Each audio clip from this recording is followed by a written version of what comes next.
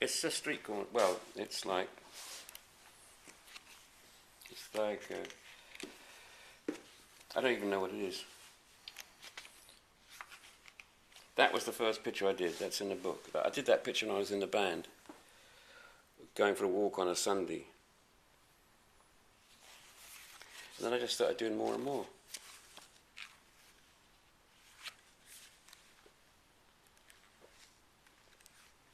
And that became kind of, when I started doing fashion pictures, when I started going outside, that kind of became your style. Where I would put models, yeah. Yeah, when I think of your work, I always think of that kind of graphic. And how that came about is quite, because there was a magazine called Zoom. It was beautiful. Remember Zoom? Of course. And I took Photo them. magazine, beautiful. Yeah, photos. And I went to see them with I had about 10 of those slides, I'd just done about 10 of those pictures. And so they said they'd like to do a story about it. So an article came out with those 10 pictures. And Herb Wise, who had a rock and roll book publishing company in New York, it was all, how to play blues, blah, blah. He's like small cheap books for music. And he's, in fact, it was a company called Flash Books. You see, Flash Books. And he'd seen them, and and luckily I was in New York,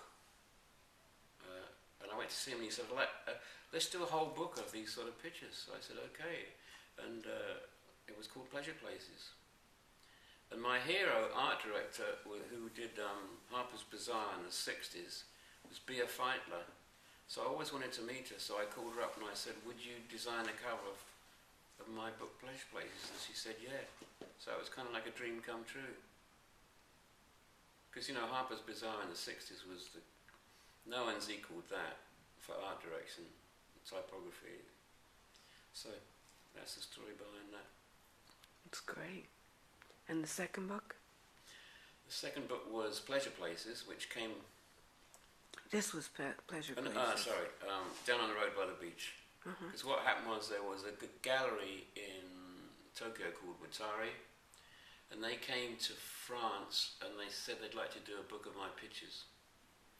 So I said, okay, still thinking about music. I said, I'll do it if I can put a 45 in the back. Remember 45? Sure, yeah. So they said, okay. So I at this point I only have one guitar in France. And it was a yellow Stratocaster, which I still have downstairs, and which Louise bought me.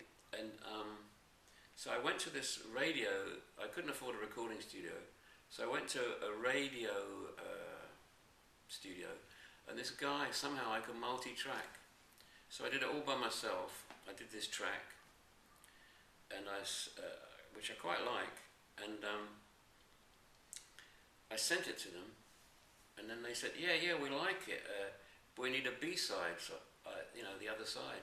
So by that time I was in New York, and I used to have friends at this fantastic recording studio on Green Street called Blue Rock. That's when Green Street was a funky,